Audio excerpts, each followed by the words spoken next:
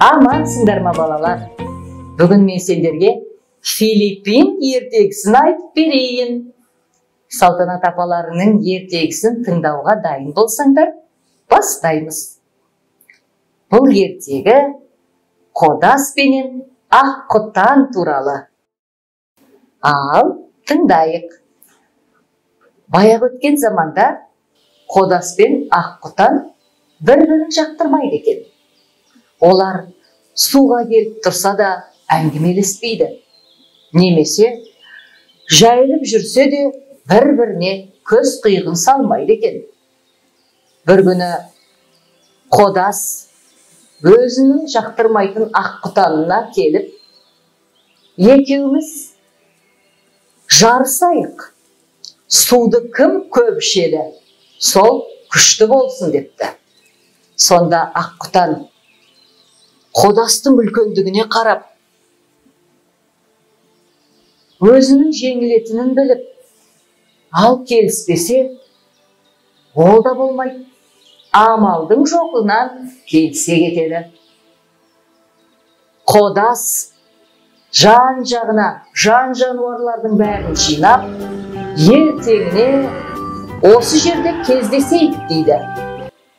Аққұтан мазасы кетіп, басы салбырап, не істерін білмей, теңіздің, судың қасына келіп қарап тұрса, әлгі су түскі мезгілге дейін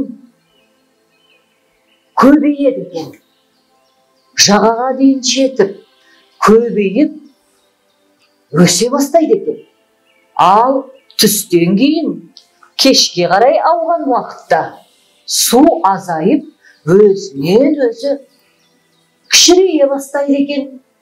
Осыны байқаған Аққұтан қулық жасауға бел байлайды.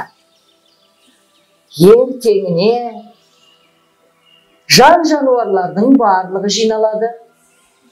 Қодас мақтанып, итті де, құсты да, қоянды да, жолбарыс, арыстан, аюға дейін шақырады. Әрқайсысы келіп, судың жағасына орын алады. Қодас осы кезде өзінің үлкендігін пайдаланып, мен жарысты бастаймын, қараңдар деп, суға тұмсығын тығып, іше бастайды. Суды қанша ішсе де су азаймайды. Тіпті бағанағы тобықтан келген су сирағына дейін өсті. Ал жағада тұрған аң құстардың барлығы жағадан шет қашып, өздерінің аяғына су тимесін деп қаша бастайды. Су көбейе бастайды, көбейе бастайды.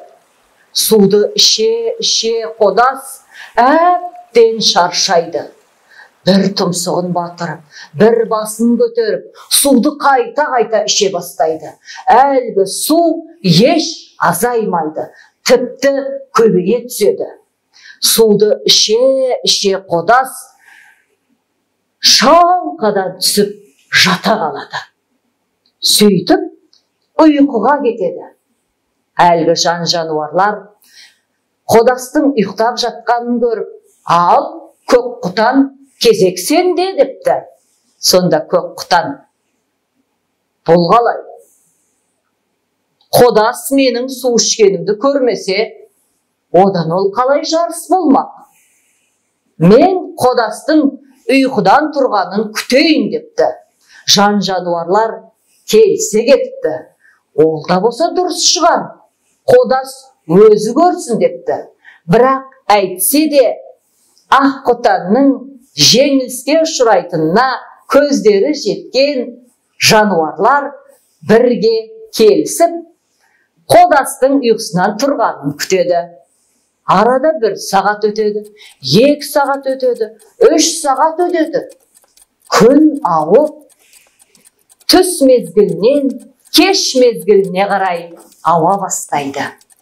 Осы кезде Қодас ұйқысынан тұрып, ал мен суды іштім, Енді Аққұтан кезек сенікі дейді. Осы сәтті пайдаланған Аққұтан тұмсығын суға батырып, үндемей тұра қалады. Түс мезгілінен кеш мезгіліне ауып келе жатқан мезгілде судың кішірейетін уақытысы, су азайып, кішірейіп, бағанағы үлкен суымыз жайлап төмендеп тобыққа келе бастайды. Осы кезде жан-жануарлардың барлығы судың шетінде тұрған, жерінен таң қалып, судың әрі қарай кетіп бара жатқанын көріп, Аққұтанға қарап, ауыздары ашылады. Ой, пырмай, кіп-кішкентай болса да, қодасқа қарағанда. Аққұтанымыз судың бәрін, көлдің бәрін жұтып қойды-ау деп таң қалады.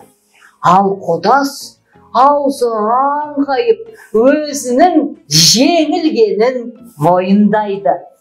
Осы күннен бастап Аққұтан қодастың желкесіне мініп алып, әр уақытта өзінің айтқанын тыңдатып жүреді екен. Қазіргі уақытта да байқасаңдар, Аққұтан әлгі анау қодастың желкесіне мініп алған. Отыр десе отырғызып, тұр десе тұрғызып, айтқанын істеп бірге жүреді. Байқайсыңдар ма балалар?